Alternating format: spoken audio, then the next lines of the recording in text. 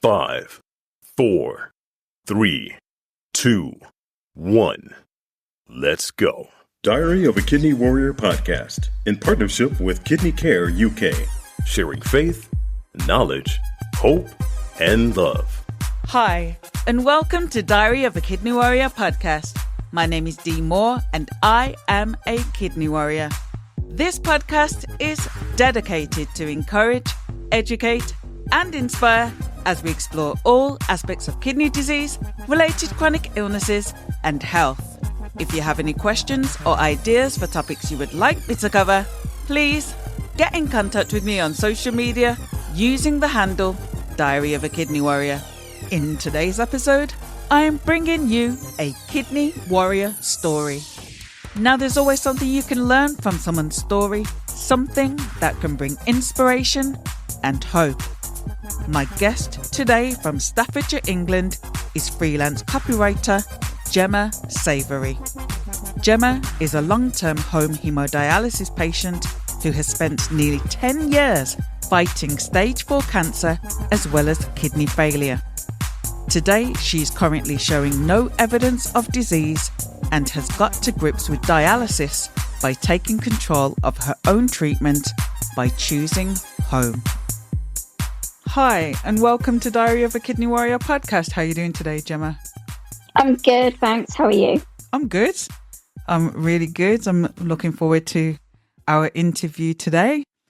Today, we're looking at two things, really. The first part, we're going to be listening to your kidney warrior story. And as everyone knows, I love kidney warrior story interviews because, as I've said so many times before, there's so much you can learn from someone's kidney warrior story. And so I absolutely love recording kidney warrior story interviews.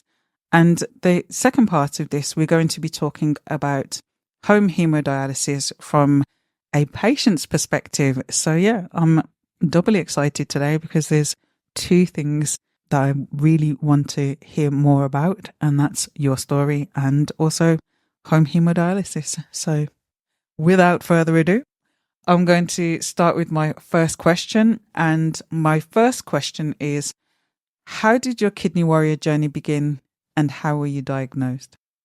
So my very first kidney warrior journey began almost 20 years ago when I was 20. And yeah, I just happened to, it was really random. I was getting a lot of bruises over my arms and my legs. So I went to my GP at university. They were like, oh, we don't think there's anything wrong, but we'll do some bloods anyway. And as it turned out, there was actually nothing wrong with the amount of bruises I was getting. But they did randomly then discover that my kidney function was slightly lower than it should have been. I think at that point it was around the 50% mark. So for my age, it was pretty low. So from there, they kept an eye on it for a bit. They did a few more blood tests, check it. And then they referred me off to nephrology. And then from there, really, not a great deal happened other than at first, every 6 months, I had a blood test. And then as my kidney function dropped, it came to like every 3 months. And then that's how it stayed until in 2014, I got diagnosed with bowel cancer. And the subsequent chemotherapy, surgeries, radiotherapy, or the treatment that I had pushed my kidney function off a cliff, basically. And I was down to 9% kidney function. But then my cancer came back a year after I went into remission. And the treatment that I needed to continue was a harsher chemotherapy. But the only way I could have that treatment was if I started dialysis. So, yeah, that was pretty scary. That was 6-7 years ago now, and I've been on dialysis. Wow. So to have a diagnosis of cancer and also having a kidney disease diagnosis as well, two very, very serious conditions to deal with at the same time. I can only imagine how overwhelming it was to be going through that experience. I mean, how was it? How did you come to terms with both diagnoses at the same time? Well, the first time around when I was diagnosed, it was kind of a bit like, okay, your kidney function isn't great, but to be fair, it's not what's going to kill you. So let's just concentrate on getting rid of the cancer. And as anybody will know, cancer is a very scary word. So it was like, yep, do whatever you need to do to get rid of it. So they did, or we thought that's what had happened. I had radiotherapy first because the tumour is initially very large. And then I had 2 major bowel surgeries. I then had chemotherapy for about 9 months after, before I was in remission. And then on my annual maintenance scan, it was discovered that the cancer had spread from my bowel to my left lung. And there was 4 tumours in my left lung.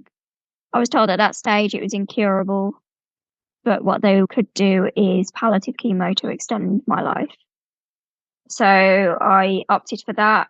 The difference being this time around is that the chemotherapy regimen was going to be stronger, harsher, and I would need dialysis to cope with that. So that was a shock, because it was always going to be that I was going to have a preemptive transplant.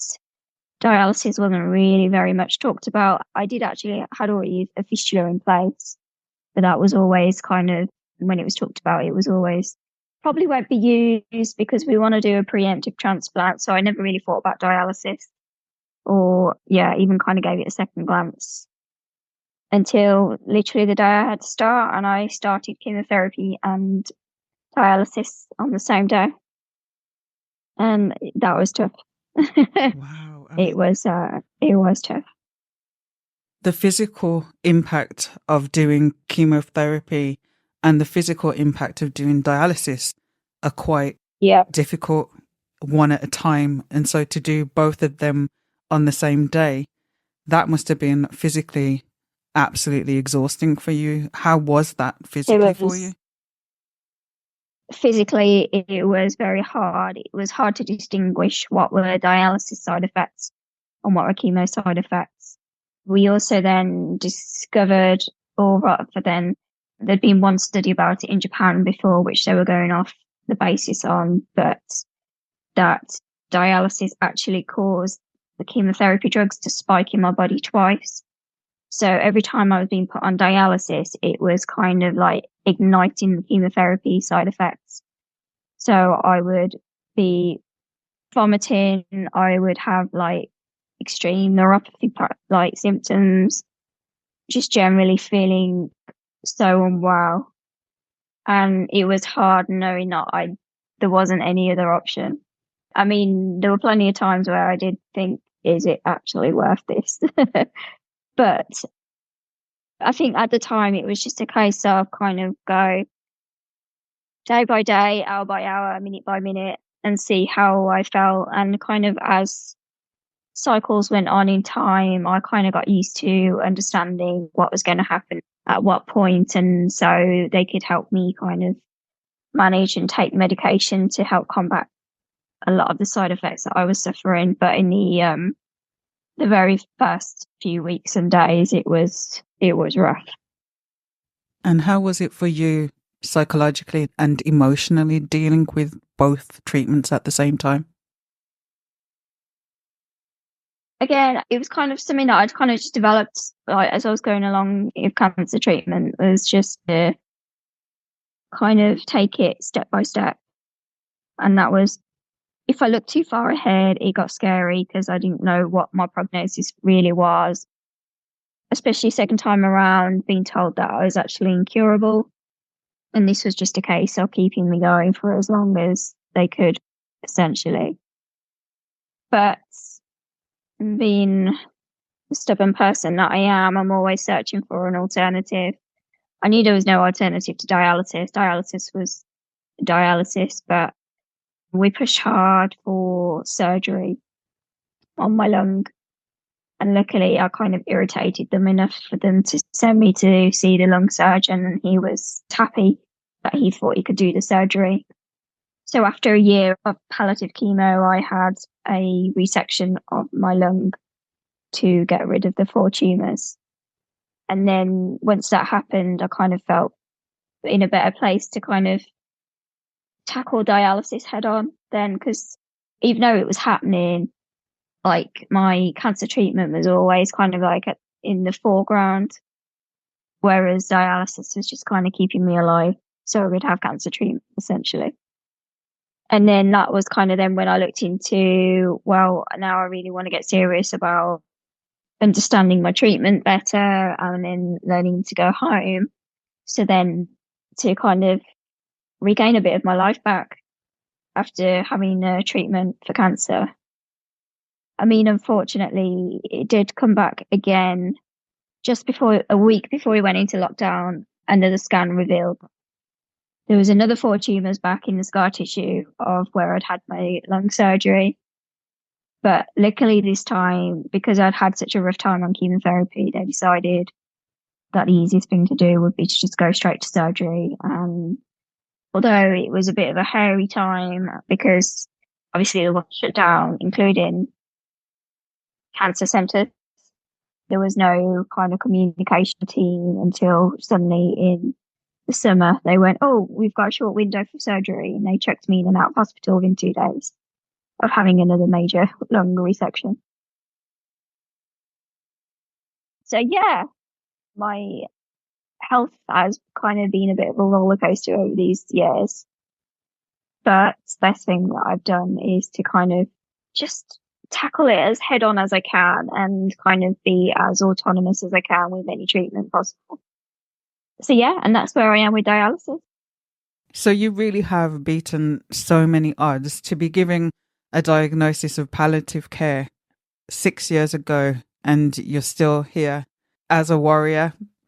Definitely can say 1000% that you are a kidney warrior and a cancer warrior. You've overcome so much to be here. You really have beaten so many odds. I just think that is absolutely incredible and amazing to have come through so much. And for somebody listening who may have a double diagnosis where they have more than one chronic illness or serious illness to live with and all the associated complications and treatments, what advice do you have for them?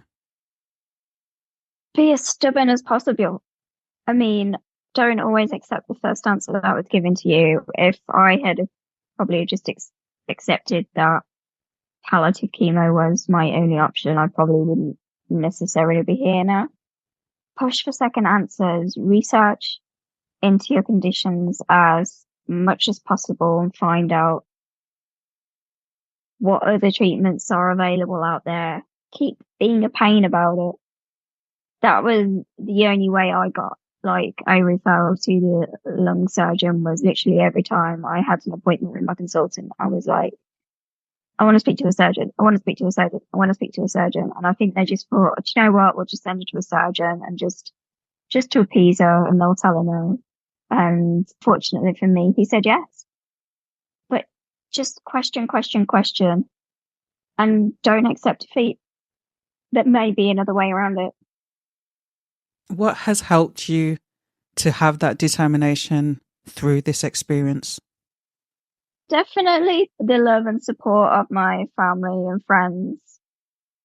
In particular, my husband. I mean, he's held me up at every possible stage and just encouraged me to keep going and has helped me ask those questions. And he's also, my support and my partner on home dialysis as well. So yeah, definitely just having a lot of good family, friends around me who were 100% rooting me on and always wanting me to do well, always checking in on me. I think it makes such a difference if you know that you're loved and that people want you to be here. Absolutely. So in terms of dialysis and dialysis modality, I'm assuming because of the nature of the cancer that you had, that peritoneal dialysis wouldn't have been an option for you. No, peritoneal was never an option for me because the first surgery I had for my cancer was to have a colostomy.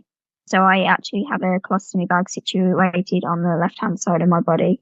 And also because of just having multiple bowel surgeries as well, it means that the peritoneal lining is compromised anyway, and probably mostly missing in a lot of cases.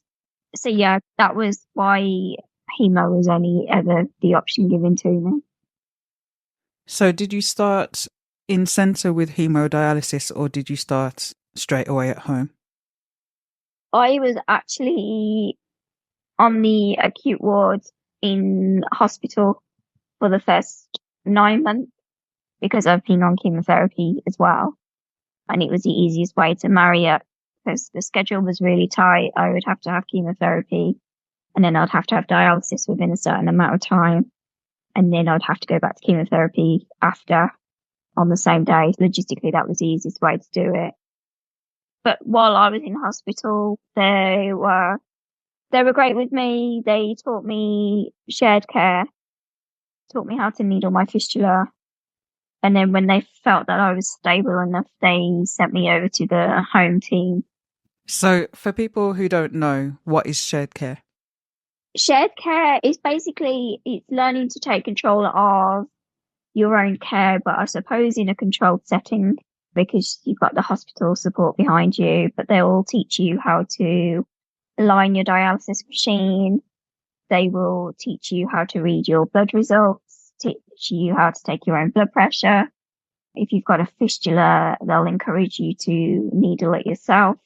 Just understand in general what your numbers and what your levels mean on dialysis, like how much fluid you should be taking off. So anything to do with what your treatment is basically making sure that you understand everything and take as much action for it yourself as possible, really. So that really is empowering people to lead their care, essentially. And I think that a certain amount of autonomy is lost when you become ill. And I really think by the sound of it, that shared care kind of gives you some of that autonomy back to say, actually, I'm going to do this for myself and I'm going to do that for myself and not have everything done to me or done for me.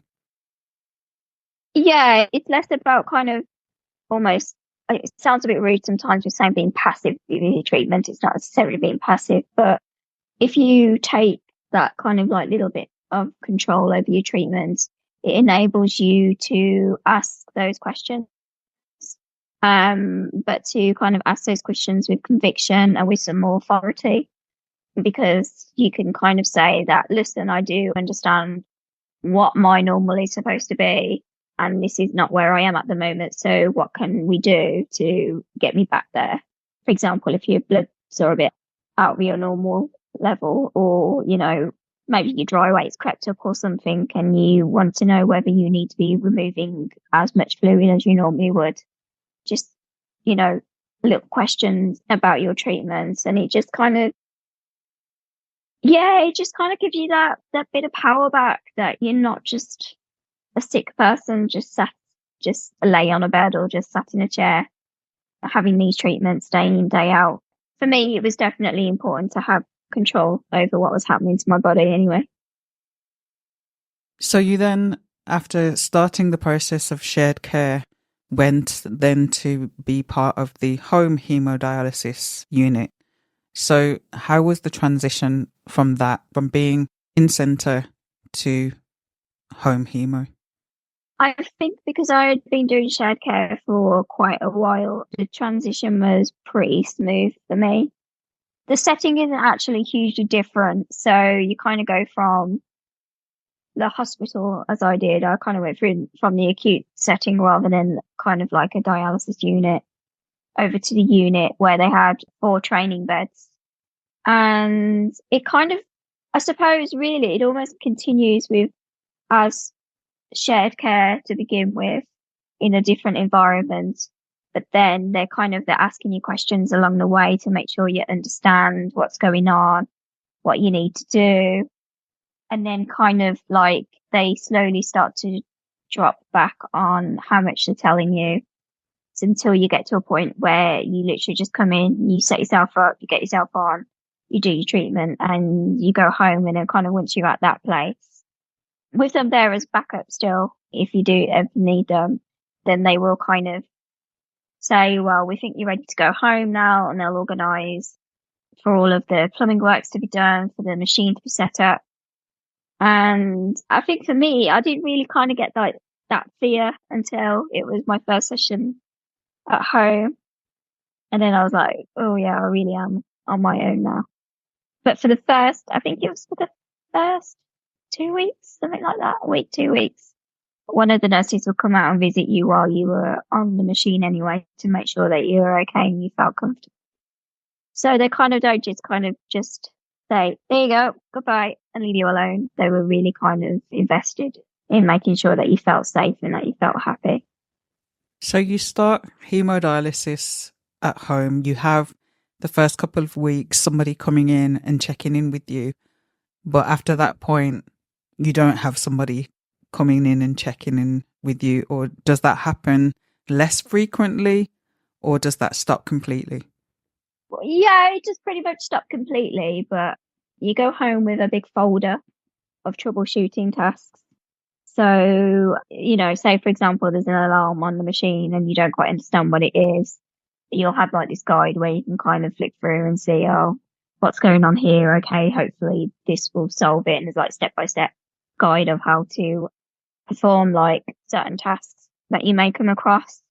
But equally, like, you are physically on your own, or in my case with my husband, because he helps me.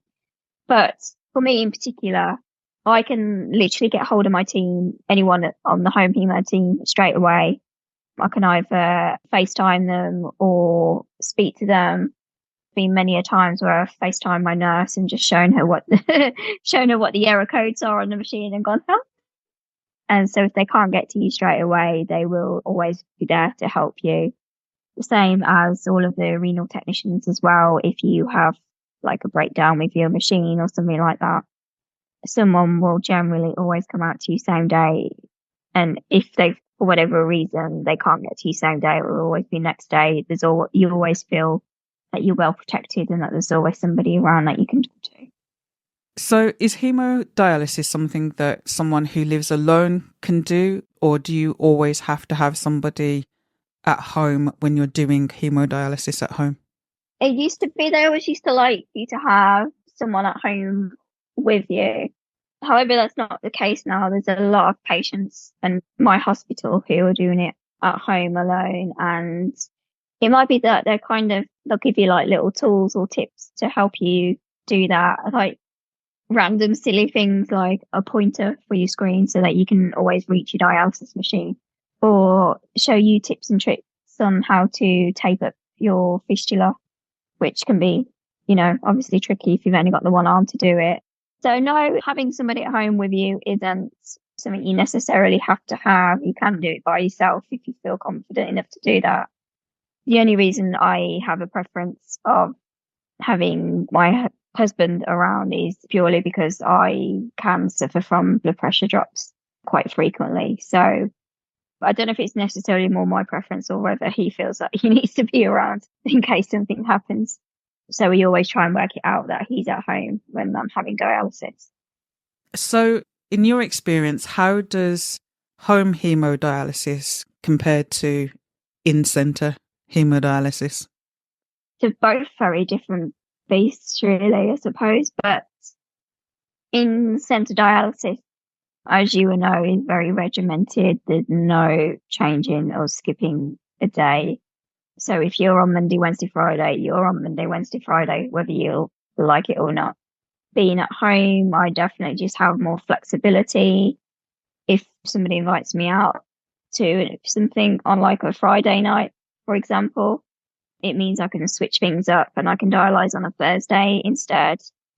It's just the complete freedom of it. I mean, I know there is no such thing as real freedom while you're on dialysis anyway, but it kind of gives you the option to kind of have a life outside of being on dialysis. I think that was the best thing for me.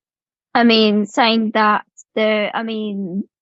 there are positives and negatives to both types. I suppose the drawbacks of being on home hemo is you do need to kind of relinquish at least one room of your house into a hospital, if not more. I mean, for me, home dialysis is taken up by the room I actually have the treatment in, which is one of our spare bedrooms, plus another one of our spare bedrooms where we store stock and a shed. So it does take a lot of space in your house. There is the constant ordering of supplies, chasing up missing supplies, keeping on top of everything that way. And there is also that if you're having a day where just really don't feel like doing dialysis, not that there's ever a day where you think, yay, dialysis, you have to have that mindset to really force yourself to do it, because then it's not a case of just turning up and waiting for somebody else. It's you having to set up the machine. It's you having to put yourself on it. It's you having to clean it down. It can feel like a bit of a grind sometimes, but ultimately I would definitely choose to be at home over being in centre any day. So with those in mind, was that the reason why going into it, obviously you don't fully know what it's going to be, but what made you make the decision that you wanted to do home hemo? The flexibility of it.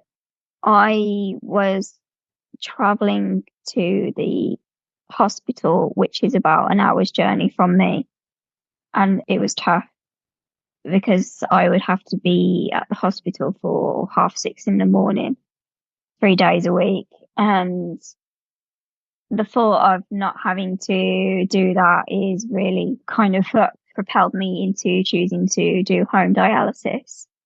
I struggled with how poorly I felt after dialysis for the first few months while I was there. So it meant that it wasn't safe for me to drive, which meant that in turn I had to enlist either my husband or my family members to take me to the hospital. And going home meant that all of that would be alleviated. And so it just kind of felt like it was a no-brainer all round. It was going to be easier for me and for my family. Did you have any concerns in regards to, you mentioned about the dropping of your blood pressure and complications like that? Were you ever concerned of if something really went wrong that you wouldn't be in the hospital with medical staff around you? At first, yeah, it'd be lying. I'd be lying if I said that I wasn't anxious about that. I had a few kind of hairy, like, rough moments where I'd kind of get very close to passing out. But I'm not quite sure how the conversation came around, but it was on with one of the nurses. And she was just like, oh, do you know kind of like what the signs are of like your blood pressure about to drop? And she said, some people start to get a bit yawny, or, you know, they start to feel a bit hot and a bit sweaty. She said, so if you start to feel like that, then that's the time to like stop your fluid. Whereas before I'd probably been feeling all of these effects, not really knowing why, just assuming that it was just part and parcel of being on dialysis. And then all of a sudden I'd just crash out. So as I kind of started to learn and recognize the signs of about to crash, then I've kind of felt more confident that I was able to catch it before I kind of got that point. I mean, that being said, I've been at home and I've come very close again to passing out a few times, which again is why it's good for me to always have my husband around. But we've always managed to kind of get over that. You also taught while you're on home dialysis that the little red cross button on your machine is the most important button you can have. It will return fluid back to you quickly in the event that your blood pressure does drop. So the worst comes to the worst. If I can't manage it, I can always hit that little button, which will revive me. So yeah, but it's kind of, as with anything, over time, you're just kind of gaining confidence, and it doesn't worry me so much now. So I know when you started dialysis through a fistula in your arm, but you've moved on to having your dialysis through a tunnel line or a chest line, depending on what people may call it. How did this come about? So Yeah, I started dialysis with my fistula, which was all great and actually still works really well to this day. However, I had a really rare and strange complication in that the chemotherapy treatment I had causes peripheral neuropathy. So essentially nerve damage to your hands and feet. So what was happening while I was on dialysis is that because the blood obviously diverts through your fistula while you're on, so the lack of blood supply to the lower part of my arm was triggering the nerve pain in my hand. So I was in excruciating pain every time I had dialysis, to the point where I was only able to do an hour and a half, 2 hours, until I was absolutely screaming and crying in pain. So obviously I wasn't getting a lot of dialysis. So we thought maybe the best protocol would be to put in a chest line. And that has alleviated most of the issue. I do still get nerve pain in my arm because of how the blood is diverted away. However, because I can move my arm around, I can kind of help try and alleviate so much of the pain. And we've also worked out now that if I keep my hemoglobin up, then it also helps with the pain. So yeah, I've had my chest line in for about 4 years now, just over 4 years. Yeah. And had my second line put in that a couple of weeks ago. So yeah, I'm happier on the chest line at the moment just because of the pain issues. So yeah. I'm sure some people would be surprised to hear that you're able to do home hemodialysis through a chest line, but actually you're proof that it is possible. Yeah, there seems to be this myth that you can't go home with a chest line. I kind of get why maybe doctors would tell people that, because obviously the increased risk of infection. But as long as you're adequately trained on how to care for your line, I don't see why there is any reason why you couldn't go home with it. Yeah, all they did was the day that I had my line, they showed me how to care for it, how to make sure that I cleaned it in an aseptic manner. And yeah, I've never had an infection in my line in 4 years, so I must be doing something all right. I think you're doing something incredible. I don't know about all right. To be able to do your dialysis at home through a chest line and not get an infection really is so admirable, and just goes to show that it is possible. Obviously, it's not right for everyone, and this podcast is about sharing all the different options and not pointing towards any particular one, but just saying, these are the different options. This has worked in this case, this has worked for you. And maybe this will be something for someone to consider, or for someone else, it isn't right for them, but definitely showing people what's possible. And you're definitely giving a shining example of what's possible. So with that in mind, what advice do you have for someone who is considering home hemodialysis? Probably one of the things I should have done, but I never did, was make an actual physical list of the pros and cons of what home hemodialysis would be for you, and then weigh it up based on those. For example, a lot of people like staying in centre because it could be as part of their social life. They might make friends while they're on dialysis. It might be something that they miss, because if you're by yourself at home, it could make you feel a little bit isolated if a lot of the people who you speak to on a daily basis were those who you sat next to on a dialysis machine or whatever. Whether you're prepared for your home to be turned into a hospital. Yeah, whether you're happy to take control of ordering your own supplies, making sure that you've got the right level of stock, that you feel comfortable enough to be able to have that much level of looking after yourself. Because, I mean, let's face it, the dialysis is a life-saving treatment, and without it, none of us would be alive. So it is a scary thought to kind of know that you're in charge of keeping your own body alive. without the help of any medical staff around you. But equally, it's just so much more freeing, kind of having a release away from that medical setting has been the best thing for me, because you can start to feel like a really sick person if you spend 3 days a week in hospital. Not to say that we're not sick people, we definitely are. But mentally, if you can kind of get away from that place and like live a life away from it, then it was definitely a benefit for me. So yeah, the first place to start is to make a list of all the pros and cons and then weigh up your choice based on that and see where you go from there. But also contact the home hemo team. They are so happy, or in my case, they were so happy to just come out to my home, discuss all the options with me, discuss whether they thought that it would be right for me. They will tell you honestly and truthfully if they don't think that you could cope or that you could manage. Because what they don't want to do is kind of force you into a scenario where you're left at home and you're terrified. So, yeah, and speak to as many people as you know who are on it. Quite often there are advocates for the home teams who you can speak to, and they will tell you honestly and truthfully what home dialysis has been like for them as well.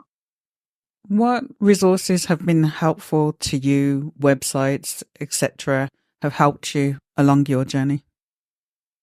For me, I've probably had most of the information from my renal teams. I think because I wasn't really expecting to be on dialysis, or I kind of pushed it away as even an option. I didn't really kind of look into it a great deal. The first time I saw a dialysis machine was when I started dialysis. But yeah, along the way, I guess that things like the Kidney Care Facebook group have been a great source of information, because obviously there's thousands of other patients on there who have kind of are either living or they've gone through the experiences that you've gone through. So that's probably kind of been the biggest one for me. I did have opportunities to talk to other patients if I wanted to. In the beginning, I will be honest and say that I did struggle, and having access to a renal counsellor was invaluable for me. And just having a really understanding medical team, well, particularly my home hemo team, who view me as a person rather than just a hospital number, has been the biggest difference, I think, for me. And that is key. We're not just hospital numbers, we are people.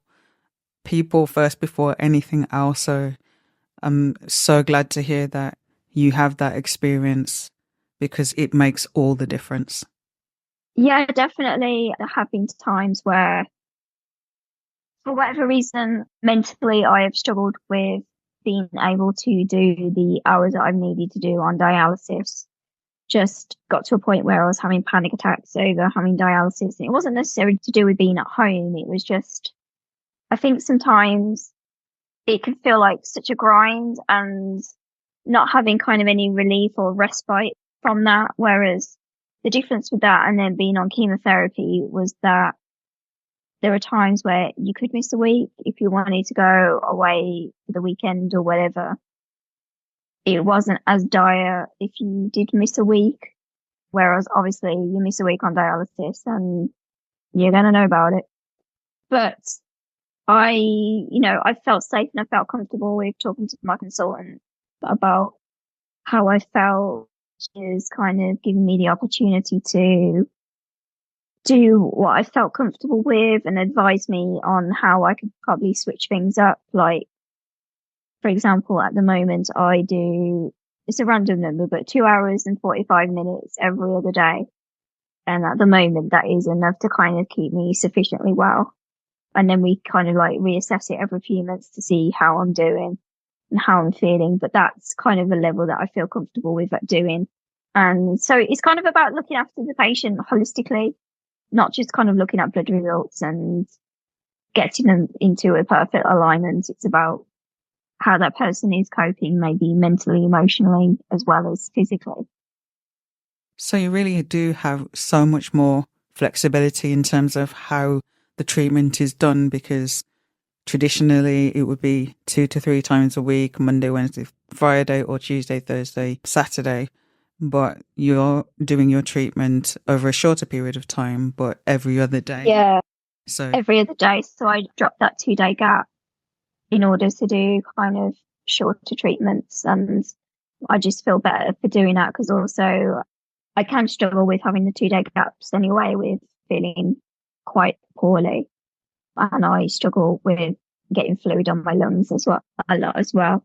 So not having that 2-day gap is just something that works better for me.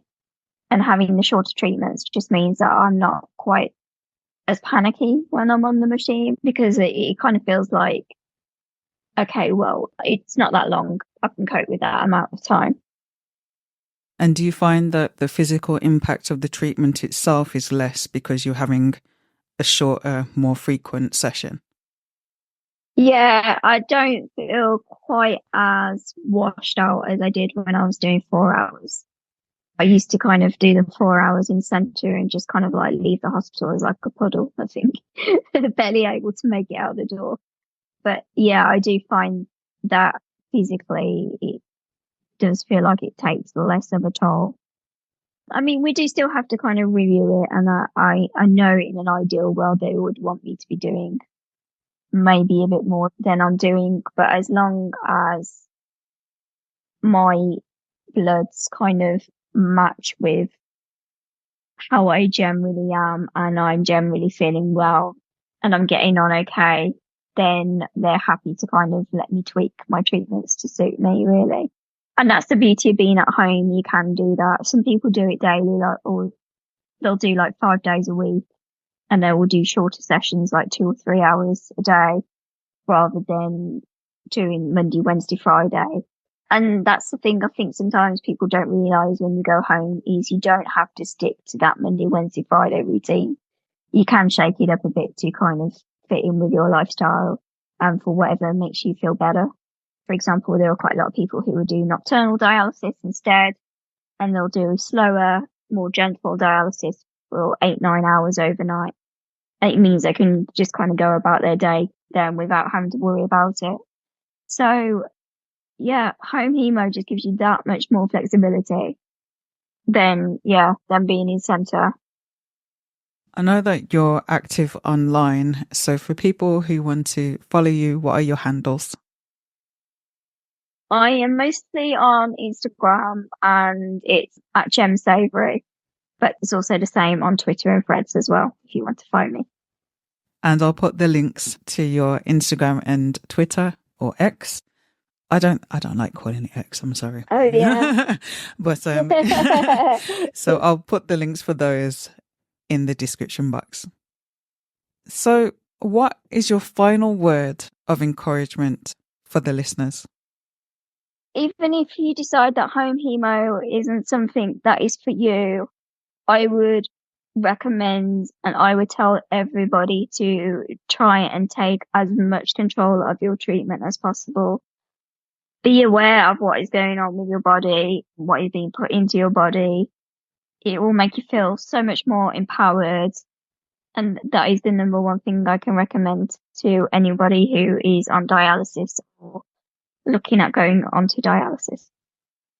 Thank you so much for joining me, for sharing your story. Thank you for your openness and your honesty in sharing about very, very tough experiences. And you really, truly are a warrior to have overcome kidney disease and cancer and still be here smiling and sharing such amazing information and amazing advice. Thank you so much for sharing your story and being with me today. Oh, thank you. It's been great to chat with you and share a little bit about myself. And I just hope that it helps a few people out there make a decision. Thank you for listening to Diary of a Kidney Warrior podcast. And don't forget that you can contact me on social media using the handle Diary of a Kidney Warrior. Please do subscribe to the podcast and please do tell a friend. New episodes of this podcast are released every other Monday. Until next time, take care and choose to live. Diary of a Kidney Warrior, sharing faith, knowledge, hope, and love.